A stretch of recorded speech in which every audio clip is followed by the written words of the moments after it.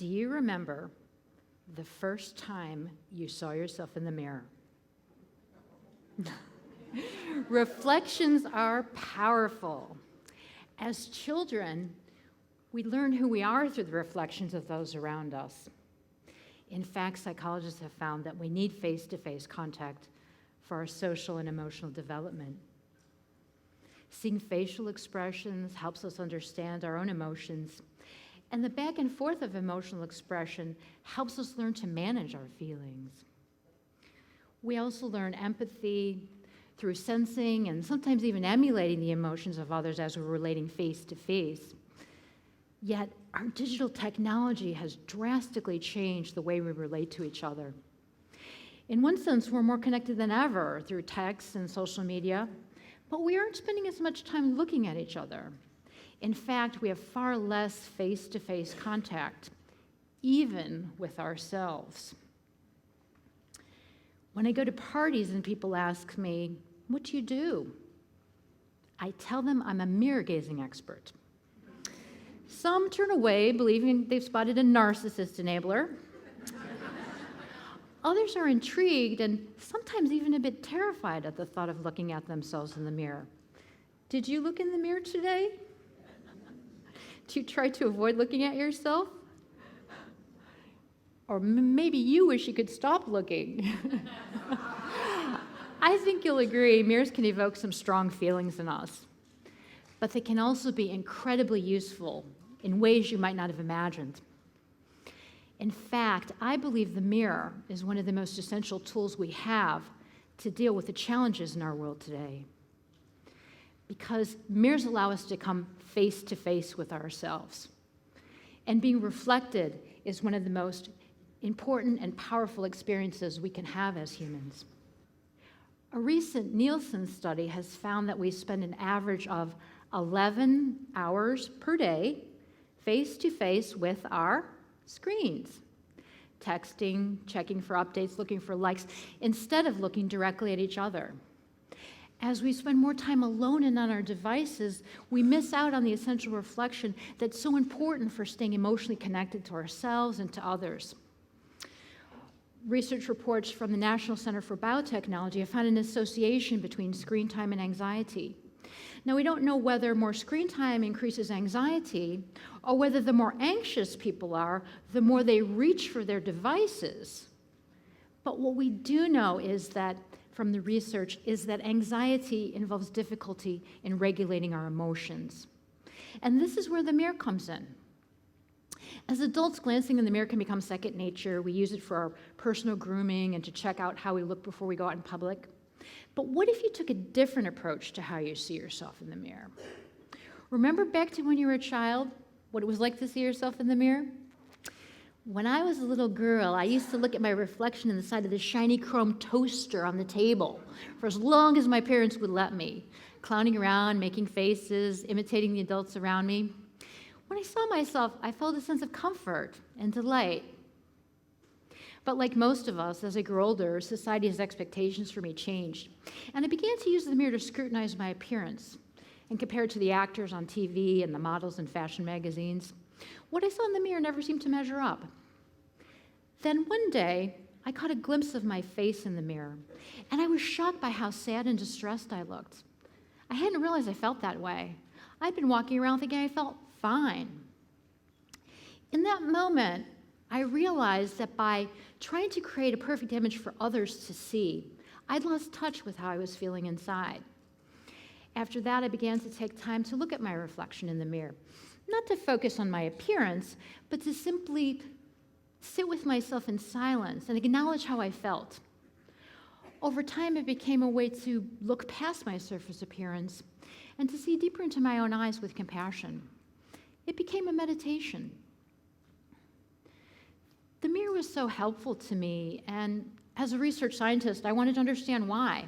So I began conducting mirror-gazing experiments in which research participants meditated on their own reflection.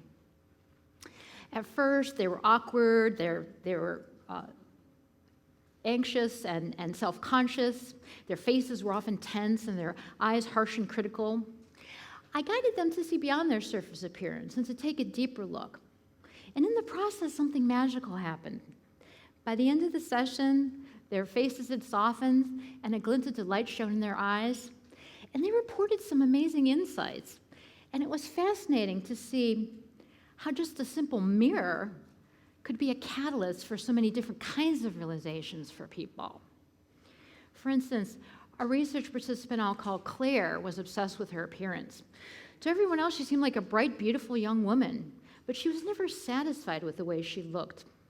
I suggested that she use the mirror to shift her focus from seeing her imagined flaws to seeing herself as the recipient of her own harsh judgments. It wasn't easy for her to break the habit of seeing herself through critical eyes, but eventually she realized that she was creating her own suffering because she could see it on her face. Over time, she came to see herself in a kinder way and was less obsessed with her appearance, and she had a lot more time and energy to focus on what really mattered in her life.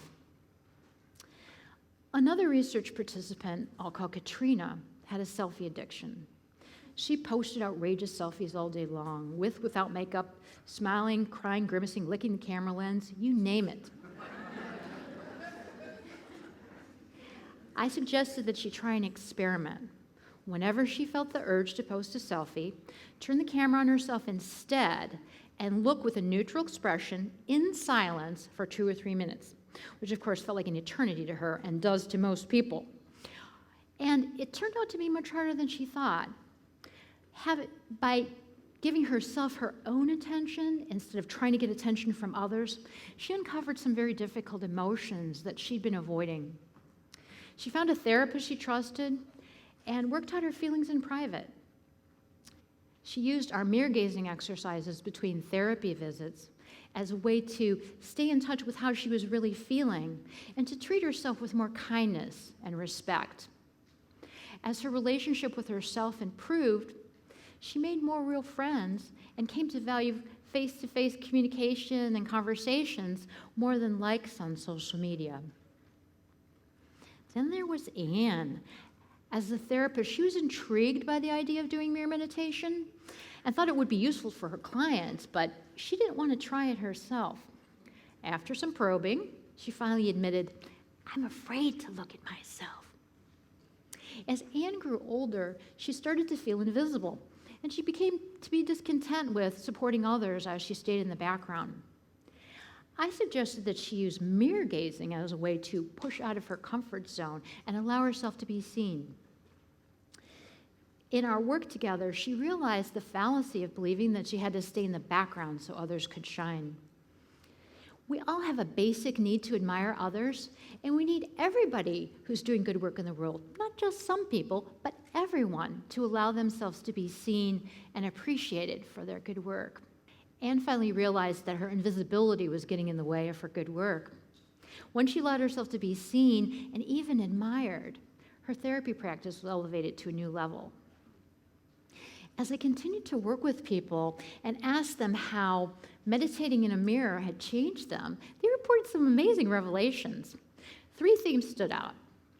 First, they became much more aware of how much they criticized themselves, whether it was some aspect of their appearance or something else about themselves that they habitually found unacceptable. The mirror brought it to light. And the mirror revealed just how much their criticisms were affecting them because they could see it on their face. Then they had a choice and a practice to treat themselves with more acceptance and compassion. The mirror also reveals our emotions with exquisite accuracy. So most everyone was much more aware of how they were feeling, which was a bit shocking for many. Some people uncovered emotions that they typically avoided, like fear, anger, and disgust. Over time, they became more able to accept their emotions and felt more emotions, and their emotions became more integrated into their experiences. And lastly, a change I wasn't expecting, but I was really happy to find, many saw a positive impact on their relationships. It seems that by meditating with a mirror, they became much more aware of how they were seeing others and also being seen. And by giving themselves their full attention, they were practicing being much more available for others, so their relationships could deepen. I believe the mirror is one of the most valuable tools we have in our world today, especially as technology plays a greater role in our lives and as our world becomes more complex and unpredictable in so many ways. Taking a moment or two to simply gaze into your own eyes can calm you and awaken your kindness. And I want that for everyone. Imagine what our world would be like if we all took the time to see ourselves and each other with unwavering clarity and compassion. Thank you.